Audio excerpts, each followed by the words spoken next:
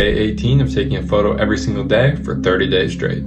Today was the first day that I had to head down to the swamp to find a photo. When I started this challenge, I knew there'd be a day where I just had no idea what to photograph, and that's why I always had the swamp in my backyard as a backup plan. I knew I could always go down there and find something to photograph. And today ended up being that day. I walked around for a while taking photos of different things, but really nothing stood out to me. After a few minutes, I came across to this tree with some cool roots stretching across the ground. It also had some cool moss growing out the bottom and with a little pool of water down in this little divot.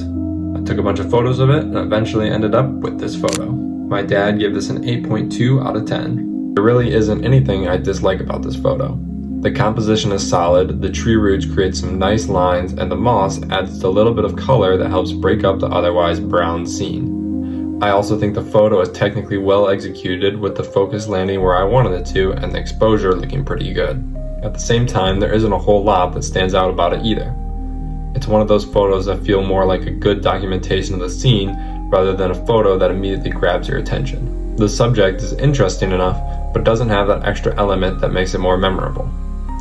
If I could change one thing, it would definitely be the lighting. A little bit of sunlight hitting the roots or the moss would have made the scene much more interesting and would have helped separate the tree from the background. Unfortunately, I can't just grab the clouds and just pull them away so the sun comes out. So, you just gotta work with what you got that day. Overall, I think this photo turned out pretty solid for a day that I didn't really have any ideas. Not my favorite photo, but it's another day completed, and it's another lesson on how to find inspiration when there's none to be found. At the end of the day, there will always be something to take a photo of, whether it's the most interesting thing or not. With that being said, that's day 18 down. If you want to follow the rest of this 30-day challenge and see if my photos keep improving, please subscribe. I'll be posting every single day, and I'll see you in day 19.